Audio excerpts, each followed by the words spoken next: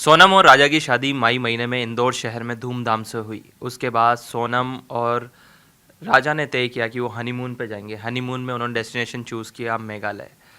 जब वो हनीमून पे जाते हैं उसके बाद राजा का शव मिलता है और बताया जाता है कि राजा की हत्या हो गई। और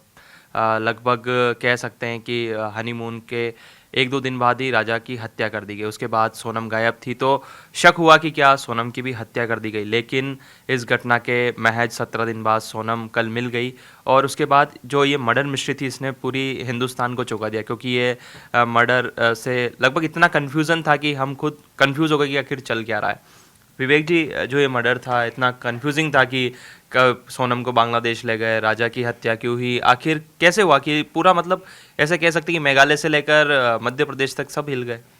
इसमें काफ़ी कई थ्योरी आ रही थी, क्योंकि उस समय सोनम गायब थी। तो सोनम गायब थी तो इसका मतलब ये था कि दोनों की हत्या हो गई है, लेकिन लाश सिर्फ और सिर्फ राजा की मिली हुई थी। इस वजह से इसमें साफ नहीं हो पा रहा था कि हुआ क्या है। लेकिन धीरे धीरे 17 दिन बाद शिलोंग से गाजीपुर, यूपी के गाजीपुर में, वहाँ से लगभग 1100 किलोमीटर दूरी पे सोनम एक ढाबे पे खाना खाने के लिए रुकी, जहाँ पे वो पकड़ी गई। नंदगंज पुलिस थाना बताया जा रहा है, वहाँ पे उन्होंने वहाँ पे वो पकड़ी गई थी। उसके बाद जो है कि पुलिस उसको लेके गई, उसको पुलिस पकड़ी, फिर वहाँ से 5 आरोपियों को गिरफ्तार कर लिया गया है और मेघालय पुलिस ले जा रही थी। यहाँ पे दोनों सीएम बात कर रहे थे। मतलब ये केस कितना बढ़ गया था, आप इससे अंदाज़ा लगा लीजिए कि एमपी के सीएम और मेघालय के सीएम दोनों लोग आपस में बात कर रहे थे कि, और इसमें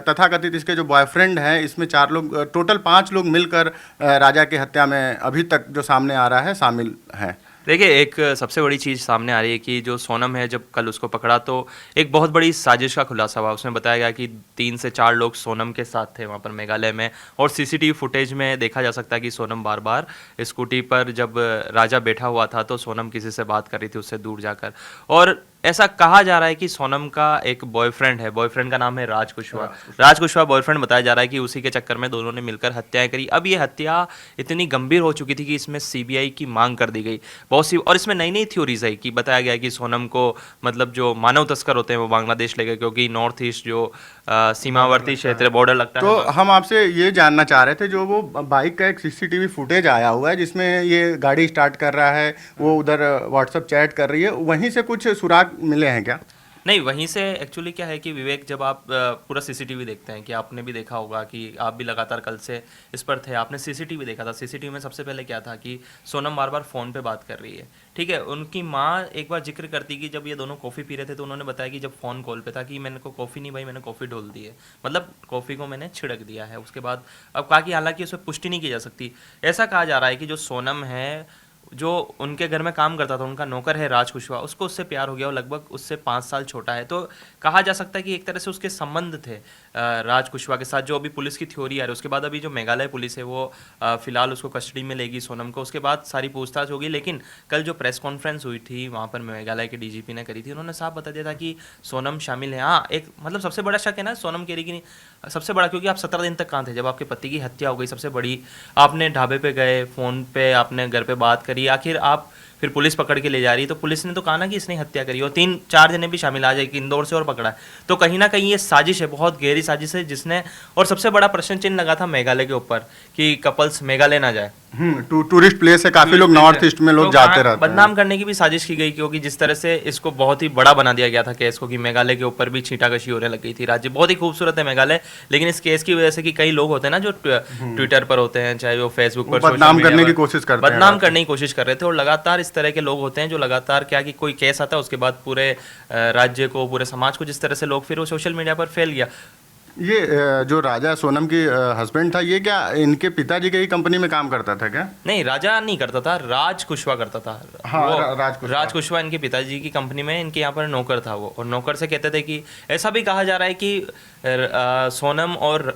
राजा रघुवंशी दोनों की शादी हुई तो पिताजी कह रहे हैं कि घर वालों ने ज़बरदस्ती करा दी शायद शादी, ऐसे भी थ्योरी आ रही है। लेकिन हालांकि इसकी पुष्टि नहीं हुई कि क्या इनकी शादी ज़बरदस्ती हुई, क्या सोनम राज से प्यार करती थी। तो ये जो थ्योरी है ना, इसमें कई ट्विस्ट है, इसमें पता नहीं चल रहा है। और सबसे बड़ा ट्विस्ट तब आया था कि बहुत से लोग कह रहे थे कि मेघालय मत जाना कपल्स, क्योंकि वहाँ पर तांत्रिक क्रियाएं होती है, वहाँ पर कपल्स गायब हो जाते हैं, ऐसी मतलब पता नहीं ये किस सब तरह अफवाहों पे ध्यान नहीं देना चाहिए। नहीं, अभी ये जो है कि अभी एक पोस्टमार्टम रिपोर्ट भी आई है, उसमें क्या निकल कर सामने उसके अंदर निकल कर आया कि जो राजा कुशवा है जो माफ कीजिएगा जो राजा रघुवंशी है उसके ऊपर 2 वार किए गए है ना, तो सर पे 2 वार किए गए और उसको बुरी तरीके से मारा गया। तो कम से कम ऐसा लग रहा है कि कम से कम 2-3 लोगों ने उसके ऊपर प्रहार किया है। तो इससे पुष्टि होती है कि कहीं ना कहीं सोनम के साथ मिलकर राज कुशवा ने राजा रघुवंशी की हत्या करी। और ये अब काफ़ी अब हाँ, हालांकि जो सोनम के पिता वो कह रहे कि सीबीआई जांच की मांग करो, मेरी बेटी ऐसा नहीं कर सकती, लेकिन अभी बयान दर्ज होंगे, आगे आगे बातचीत आएगी, तो अभी किसी निर्णय पर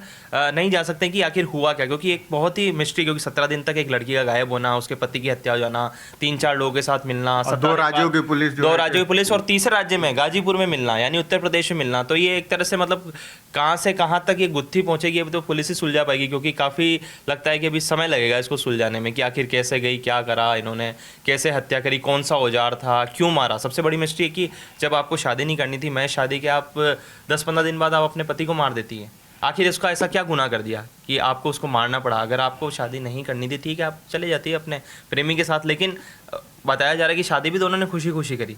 लेकिन आखिर ये शादी लव मैरिज थी या अरेंज मैरिज, क्या सामने आ रहा है कुछ? ऐसा सुनने में आ रहा था कि इन्होंने शायद जो मैट्रिमोनियल साइट्स होती तो वहाँ से शादी करी है, तो हाँ लव कम अरेंज, तो ऐसा तो इस तरह से हैं। हालांकि इस पर पूरी पुष्टि नहीं हुई कि इनकी क्या है क्या नहीं है। अच्छा, इस तरह की घटनाएं कहीं पीछे भी मेरठ में एक कांड हुआ था, तो ये क्या धीरे धीरे इस तरह का मतलब ये घर वाले ज़बरदस्ती करा दे रहे हैं शादी, या मतलब क्या दिक्कतें हो जा रही हैं कि मतलब ये तुरंत शादी के कुछ दिन बाद महिलाएं अपने बॉयफ्रेंड के साथ मिलकर जो है कि हत्या करा दे रही हैं? नहीं, आजकल आपने सुना होगा कि जब हम लिखते थे एक मूवीज़ आया करती थी कातिल हसीना,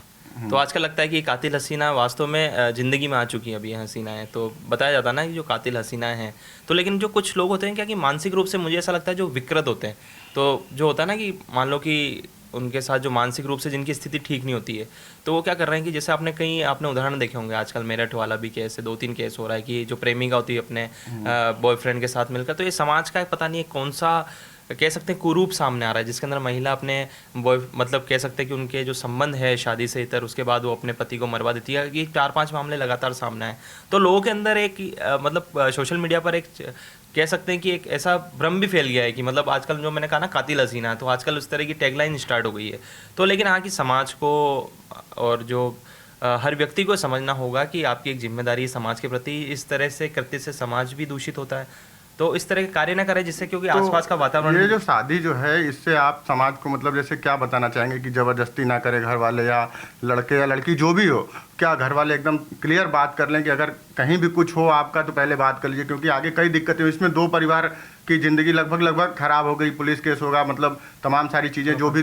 दोषी होगा उसको सज़ा मिलेगी ही। देखिए, मैं कोई मनोवैज्ञानिक तो हूँ नहीं, हमारा काम है पत्रकारिता करना, हम तो सिर्फ जो खबर आती है तो उस पर विश्लेषण करते हैं कि मतलब क्या हो रहा है क्या नहीं हो रहा। हाँ, फिर भी हम आखिर में कहना चाहते हैं कि जो इस तरह की परिस्थितियाँ जो बनती है कि चाहे ज़बरदस्ती शादी हो गई हो, चाहे आपको पसंद ना हो, तो कम से कम इस तरह से चीज़ों को टाला जाए कि समाज में अगर आपका मन नहीं मिल रहा है तो कम से कम हत्या करना, तो ये मतलब कह सकते हैं कि ये तो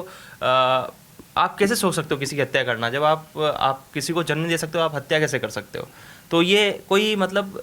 एक तरह से सामाजिक विकृति कह सकते हैं ना, आप किसी की हत्या कर रहे हो शादी के बाद, तो इस तरह की जो चीज़ें हैं उसके अंदर ये बंद होनी चाहिए। और जो समाज के लोग हैं, प्रबुद्ध लोग हैं जो बड़े, तो समझाना चाहिए जो आजकल की पीढ़ी आ रही कि इस तरह के क्या सही है क्या गलत है, तो बचपन से ही उस तरह से बच्चों को समझाना चाहिए ताकि ये समाज में धीरे धीरे इस तरह से चीज़ें डेवलप ना हो बच्चों। अगर मान लो किसी के लग रहा है कि कोई मानसिक रूप से अस्वस्थ है, तो वो मनोवैज्ञानिक के पास जा सकता है, डॉक्टर्स के पास जा सकता है, परामर्श ले सकता है, मेरे साथ ये पीढ़ी आ रही है, अपने आसपास लोगों को बता सकता है। पर इस तरह की जो हरकत करते हैं, हत्या करना, जो जघन्य अपराध है, हरकत तो क्या माफ़ कीजिएगा, हरकत तो नहीं, जो जघन्य अपराध है, इस तरह के चीज़ों से मतलब लगता है कि सामने वाला कोई विकृति है, और इसको मतलब आसपास के लोगों को भी देखना चाहिए। अगर आपके आसपास परिवार में या समाज में कोई लोग है तो उसके साथ तो आपको बातचीत करनी चाहिए, फिर उसके साथ सही जगह जाकर उसका परामर्श कराना चाहिए, तभी जाके इस तरह के रुक सकते हैं। और पुलिस को भी थोड़ा एक्टिव होना पड़ेगा इस तरह से लोगों को, क्योंकि हिंदुस्तान के अंदर विवेक क्या चीज़ है कि अगर किसी के साथ मानसिक स्थिति ठीक नहीं तो कहते हैं यार ये तो पागल है, डॉक्टर के तो एक होता है लोगों के साथ कि कहीं हाँ यार वो सही नहीं है, अस्वस्थ है, अपनी समस्या भी किसी से शेयर नहीं कर सकता कि लोग मेरा मजाक उड़ाएंगे अगर हम। लेकिन ऐसा नहीं होता है, उनको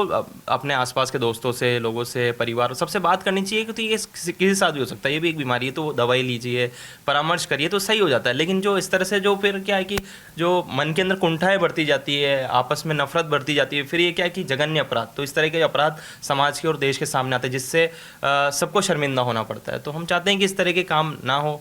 और जो लोग हैं वो हम अगर कुछ हो रहा है तो आपस में बातचीत करें, हल निकालें।